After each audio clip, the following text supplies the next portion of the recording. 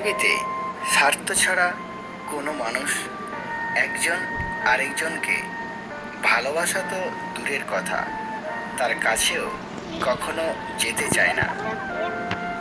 একমাত্র একজন ব্যক্তি স্বার্থ ছাড়া ভালোবাসেন, তিনি হচ্ছেন আমার, আপনার এবং সকলের মা। একজন সন্তানের কাছে তার মা হচ্ছেন এই পৃথিবীর শ্রেষ্ঠ সম্পদ, যা একবার হারিয়ে গেলে তা কখনোই আর ফিরে পাওয়া যায় না।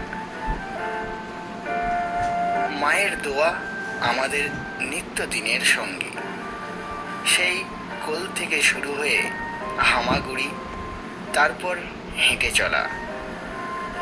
সময় বদলায়, দিন বদলায়, বছর বদলায়, কিন্তু মায়ের ভালোবাসা কখনো বদলায় না। মায়ের দোয়া আমাদের সাথেই থাকে। এই পৃথিবীতে প্রত্যেকটি সন্তান মনে প্রাণে বিশ্বাস করে যে তার জীবনের সমস্ত পাওয়া এবং সাফল্যের জন্য মায়ের দোয়ার ভূমিকা সবার আগে।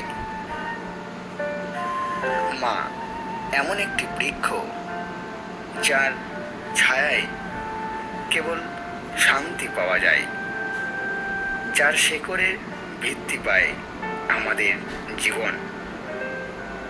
মা আমাদের সকল রকম দুঃখ কষ্ট থেকে আগলে রাখেন। মা কথাটি অতি ছোট, কিন্তু মা জাতি হলো সমাজের স্তম্ভ। তাদের মাধ্যমে একটি আদর্শবান সমাজ গড়ে ওঠে। মা সন্তানের আশ্রয়স্থল। মায়ের অক্লান্ত পরিশ্রমে সন্তান আদর্শবান হয়ে বেড়ে ওঠে। তাই আসুন আমরা সকলে এই পৃথিবীতে সকল মাকে তার সম্মানের সর্বোচ্চ স্থানে বসিয়ে তার কাছ থেকে আশীর্বাদ নিয়ে আমাদের জীবনকে সুন্দর থেকে সুন্দর